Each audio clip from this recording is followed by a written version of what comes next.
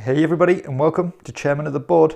Today I'm talking about Tzolk'in, Tribes and Prophecies. Now this is the first and only expansion at this time for Tzolk'in, which is one of my absolute favourite games of all time. This is the box here, got an awesome cover on it. You've got your rulebook, and this is everything you've got inside the box. So the game is the expansion is pretty much broken into 3 different modules. At least 3 new kind of mechanics which are thrown into the game. So first off, you're going to get this bunch of new resources and also a 5th player option, which is the orange player. He also gets his board as well. I've got to say, I've got no interest in playing this at 5 players. I think that's pretty much overkill for this game, but c'est la vie. You've also got a few new tiles here. I think that's just to fit or make it more appropriate to play for 5 players. So let's have a look at the first module. The first module here is called the Quick Actions board. Now what this is basically it's a quick kind of smash and grab option you can take. So instead of placing your worker on one of the wheels, you can place it on this board here. And this kind of covers up the first action spot already on the board. So that's what that applies to. So that's like take your first player marker as normal, but you can also play 1 corn to take one of these actions here and obviously get the reward that's on them. But the cool thing about these are these actually lie over the center cog, and basically they last for 2 turns. So whenever you take this action, they will apply, or the ability that applies to it will be whatever the current quick action tile is. So the cool thing is you can actually look ahead and see what's coming up and maybe plan accordingly. But if anything else, it's a nice quick option to take when you're kind of strapped for what to do, and they're all positive and they all seem quite useful. So yeah, that's the first thing. The second thing, which is pretty much more significant than the quick actions, is this here. This is the Prophecies board. It looks like this, and it's divided into, well, 4 sections, but the first section, which is the first quarter of the game, it will not do anything. But for the subsequent 3 turns, or the 3 periods, you are going to basically be at the mercy of one of these prophecies. Now these are pretty interesting because a lot of people say Tzolk'in's a bit solvable. It's a bit, you can kind of stick to the same strategy every time and do pretty well. I personally disagree with that. I think it's a pretty much perfectly balanced game, but these add a really cool element to the game. So basically, let's just use one of these as an example here. So for example, this one, every time you take a crystal skull, you would have to move down on one of the temples. But then when it comes to the end of one of those seasons, you will get a score depending on how many skulls you have.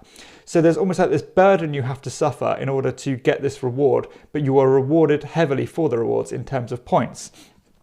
And take a look at all the different ones here. You've got lots of different options to look at, such as getting gold and having to pay corn, and obviously getting points depending on the amount of gold you have.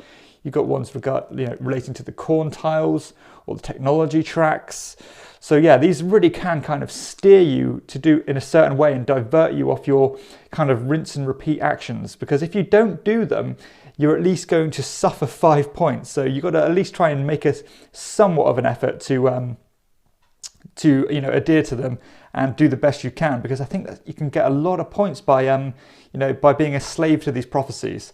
And as I said, it's nice, or much like with the quick actions, it's nice because you can really strategize for these because you know what's coming up. You know when to prioritize, the first one, the second one, and the third one. Really like this concept, and I think it's going to be really interesting. Next thing, we've got more of the same, as in from the base game, you've got more buildings. Now these also add a slight variation to the original buildings because you can actually, we see the ones with these symbols here with this kind of building and monument.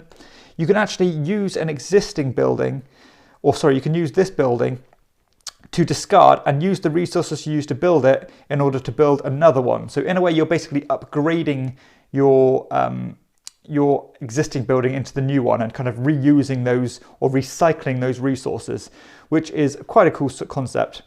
You've got these ones here, which basically just give you food. I'll let you take a look at yourself. So that's a nice touch, more of the same. Now, probably the biggest module of the game is these here, which are the tribes tiles. Now these all have a unique player ability. So what you're going to do at the beginning of the game, you're going to deal out 2 of these tiles to each player, and they're going to pick which one they want to have for the rest of the game. Now these are really interesting, and they put a nice twist on the game, and you can really manipulate their ability to your advantage. So let's take a look at some of them here. So once during your turn, you may exchange 1 resource block for corn at the rate given by the resource exchange table. So just a nice ability to get quick grab of corn if you're struggling to feed your workers there. I'll quickly just pan the camera over these and let you read them yourselves.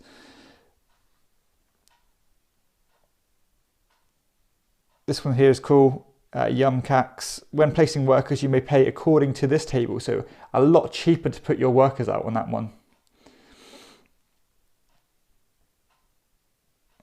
This one here lets you kind of pay for technology with resources of your choice instead of the normal resources.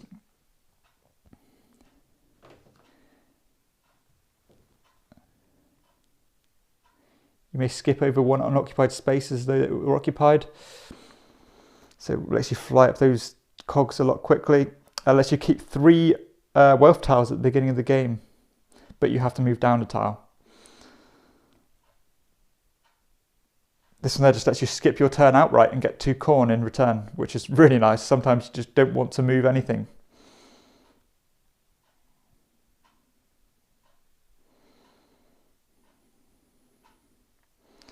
When you pick up a worker and choose a lower numbered action, you gain 1 corn and do not pay for 1 corn for each step back. So you've got a bit more flexibility with that one. And finally there you've got Yaluk. So you begin the game with 5 workers instead of 3. But each of your workers costs 1 extra food to feed. And also in addition, if you can't afford to feed those workers, you lose 5 victory points instead of 3. So you actually start with a whole workforce there. But if you don't feed them, you're going to get absolutely punished for that. So this is a really interesting expansion, and it adds so much more to the Tzolk'in game, which is already absolutely amazing. I think out of everything in the game, I think my favourite part is probably these player powers. I love unique player powers, especially if they're all balanced, and it seems as though these are. The quick player actions is cool, just another option there, and not too much rules overhead either.